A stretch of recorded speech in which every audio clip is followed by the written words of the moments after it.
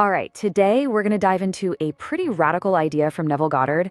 It's this idea that the secret to totally transforming your life, well, it isn't out there somewhere. It's actually right between your ears. So let's get into it. I mean, have you ever felt like you're just stuck in a loop? You know what I'm talking about, right? That same old argument that keeps happening, the same money problems that just seem to reappear, that same feeling of getting passed over at work. It's like you're living the same day on repeat, just with different clothes on. So frustrating. In our first instinct, naturally, is to look for something to blame, right? It's got to be the boss, or the economy. Maybe it's our family, or just bad luck. But what if all of that is just a symptom? What if the real cause is hiding in plain sight? A habit that's so automatic, so constant, we don't even see it's the one pulling all the strings. And this is where it gets really interesting. This is the core idea from Neville Goddard. He says, pretty bluntly, that the stuff happening in your life, it isn't just happening to you, it's being attracted by you. And how? Through these secret, silent conversations you're having in your own head, all day, every day. So let's talk about this unseen cause. Think about it. As long as that inner chatter stays the same, your life story is pretty much destined to repeat itself. If you want to change the movie of your life, you've got to start by changing the script you're reading to yourself in your head. Goddard has this great way of explaining it. He says our thoughts basically follow these tracks, right? And who lays down the tracks? We do, with our inner conversations. We feel like we're making all these free choices, but really, we're just stuck on these invisible rails, chugging along to the exact same destination over and over. And it's all because of this one little habit, talking to ourselves. Okay, so what is this secret inner speech all about? This is the pivot point right here. It's not just you randomly thinking about your day, reacting to stuff. No. Goddard's big revelation is that this inner speech is the creative force. It's not reacting to your day, it's actively shaping it. And this is what he calls a mental diet. Now, this isn't about just slapping on a happy face and forcing positive thoughts. Not at all. It's about being conscious, being deliberate about the kinds of conversations you allow in your imagination. Kind of like how you choose what food to eat. It's a real disciplined practice. And this right here really lays out the huge mind shift we're talking about. Look at the common belief. Our thoughts are just reactions to the world. We're just victims of whatever happens. But Goddard's revelation, it flips that completely on its head. Our inner speech is the action.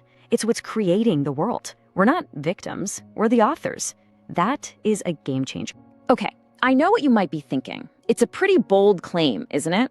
The idea that just changing your inner dialogue can change your actual reality, it sounds a little, out there. So the big question is there any proof this actually works? Or is it all just wishful thinking? Well, luckily for us, the source material isn't just theory. It gives us a real-world case study. And I don't want you to think of this as just some nice story. Think of it like a science experiment, a controlled experiment in changing reality, with a clear hypothesis and a result you can actually see. Let's see how this played out. So the subject of our little experiment is this woman who has a really difficult boss. She's convinced he's always criticizing her work, totally unfairly, no matter what she does. And the hypothesis she was told to test, that the real cause of his behavior wasn't him. It was her own internal arguments with him.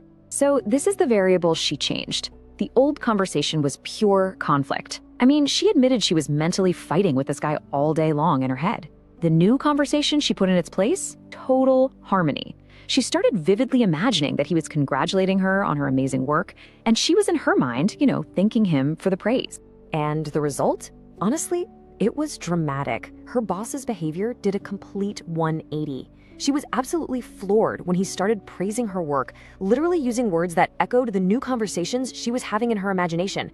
It turns out he was just a mirror, reflecting her own inner state the whole time. Okay, so we've seen that it works. The crucial point is made, but how do we actually do this? That brings us to the practical side of things, the actual framework. Let's call it the art of assuming. Here's the playbook, broken down into 4 steps. Step 1, define who you want to be. You have to get super clear on your goal. Step 2, and this is key, assume the feeling of your wish fulfilled. You don't just think about it, you feel like it's already true right now. Step 3, this is where the rubber meets the road. You start having the inner conversations from that new reality. And finally, step 4, persist. You just keep living from that assumption until the outside world catches up. It has no other choice. And this quote really nails it, doesn't it? We spend our lives waiting for something outside of us to happen so we can feel good. We wait for the proof, the signs. But Goddard says, nope, you've got it completely backwards. The feeling, the assumption has to come first. Signs follow, they don't precede. You don't wait to see success to feel successful. You assume you are successful, and then the signs show up. Now, this is way more than just a little mind trick. The way the source material frames it, it's about a total transformation. It's about consciously taking off the old you with all its old patterns and literally putting on the new man, stepping into a brand new identity. This metaphor of the old man versus the new man is so powerful. The old man, that's the part of you stuck in those old negative loops, the arguments, the doubt. That's the unsuccessful version. But the new man, that's who you become when you shift your inner conversation. That's the you that's living from a place of fulfillment, totally renewed. So the choice is right there in front of us. Stick with the old, corrupt patterns, or step into this new state of being. And, the stakes here are so much bigger than just personal success. It's not just about getting a promotion. Goddard makes this really powerful point. Our collective negative inner talk, all the judgment, the resentment, the arguments we have in our heads, that is the breeding ground for the conflict we see out in the world. Our inner world doesn't just build our personal life, it builds the entire world. Okay, so as we start to bring this all together, let's just reframe the whole thing. This isn't some technique you pull out of your pocket once in a while. This is about understanding the actual fundamental mechanism of how your reality gets built, moment by moment by moment. Think about it. Most of us treat imagination like a toy, right? It's for daydreaming, it's for kids, but what if we've got that completely wrong? What if your imagination, and especially your controlled inner speech, isn't an escape from reality? What if it's the actual workshop, the factory floor, where reality is made? And that's the final idea I really want to leave you with. Your imagination isn't just a window you look through to see other worlds. It is the very gateway to reality. It's the door you actually walk through. Every single time you have an inner conversation, you are choosing a path, you're stepping into a reality. So the only question left is, what world are you choosing to create right now?